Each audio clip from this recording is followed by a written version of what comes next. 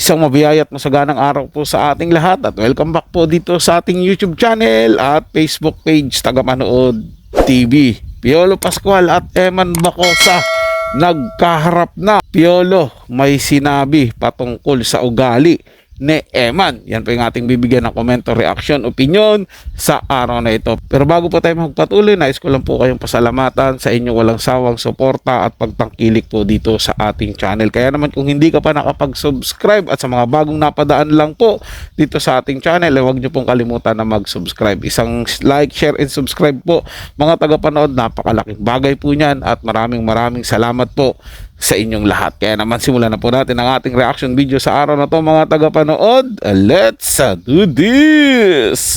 Be compared to say that, magkamukha kami. But definitely, he's a good kid. Finally, I got to meet the boy yesterday.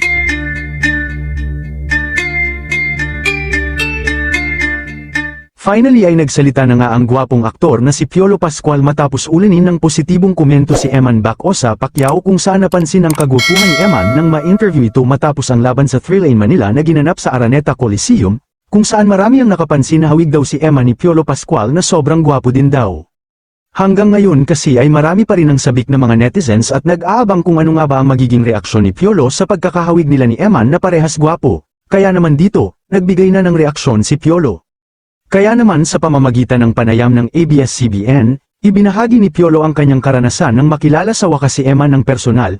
Ayon sa kanya, matagal na niyang nakikita ang pangalan ni Eman sa social media dahil sa mga lumalabas na larawan nilang magkahawig. Aniya, he visited me yesterday, we had an interview together, actually my feed is full of Eman Pacquiao, mga links, puro links and everything, finally, I got to meet the boy yesterday. Samantala, bukod sa pagkakahawig, mas napahanga din si Piolo sa magandang asal ni Eman nang magkaharap sila. Pinuri niya si Eman dahil sa pagiging magalang, bagay na aniya ay patunay na maayos itong pinalaki ng kanyang mga magulang. Aniya, I would say, he was raised well, very humble, very God-fearing, I think he'll go places. Hindi rin itinanggi ng aktor na natutuwa siya sa mga komento ng netizens na sinasabing magkamukha sila ni Eman. Para sa kanya isa itong papuri na tinatanggap niya ng buong puso. Aniya, it's a compliment to say that magkamukha kami. Ayon pa sa aktor ay sobrang humanga din siya sa pagpupursige ni Eman sa larangan ng boxing, kaya naman ang isa din daw nagpasikat kay Eman bukod sa kagwapuhan ay ang disiplina sa sarili at ang napakagandang asal nito. Aniya, he's a good kid, I'm happy there's someone like him in that field which is boxing, I gave him advice to just really reach for his dreams. Samantala marami din ang todo puri ngayon sa ina ni Eman, dahil sa kabila ng mga pinagdaanan sa buhay, ay hindi niya itong pinalaking may galit sa puso, kundi pinalaki ng mabuting tao, mabuting anak at ang higit sa lahat ay ang pagkakaroon ng respeto sa lahat ng nakakasalamuhan nito. Kaya naman hindi na nakakapagtaka kung bakit mabilis na gumaan ang loob ni Jinky kay Eman dahil sa magandang asal nito. Kayo mga ka-showbiz, anong masasabi niyo sa ating showbiz topic ngayon? Ako mga tagapanood, sobrang natutuwa po ako na makitang okay na yung kalagayan ni Eman. Kasi nung time, hindi ko maalala kung 2 years ago o nakaraang taon lang. Basta naggumawa po ako ng reaction video patungkol po dito kay Eman Bacosa noon. Na yun nga, parang hindi yata tanggap ng pamilya Pacquiao. Pero eto ngayon, nakikita na natin na tanggap na po siya ng buong pamilya at nagiging sobrang sikat po ngayon ni Eman Bacosa, hindi lang po dahil nagbo-boxing siya kundi dahil po yung sa tagilay niyang kagwapuhan. Maganda po yung mix ng dugo ng nanay ni Eman tsaka si Sir Manny, no? Kaya maganda yung kinalabasan. Well, dahil po diyan sa pagtanggap kay Eman, di ba? Yung lahat ng pangbabash doon sa magulang ni Eman, sa nanay ni Eman, ay unti-unti na rin pong nawawala ngayon. May ilan-ilan po na naninira pa rin, pero mabait po sila kahit ano pong ibato sa kanila.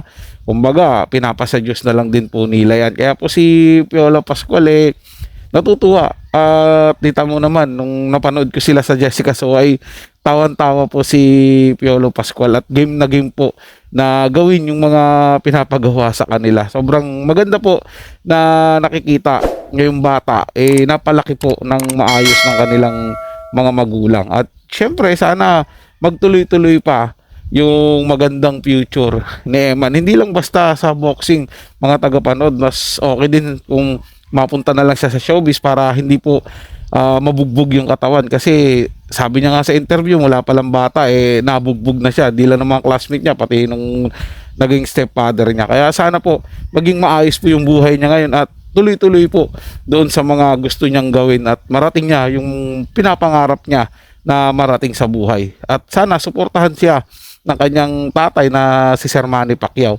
hanggang dulo. So yun lang po mga tagapanood, ito ay comment at opinion lamang, wala pong personalan. Paalam po at mabuhay po kayong lahat. Maraming salamat po sa inyong panunood.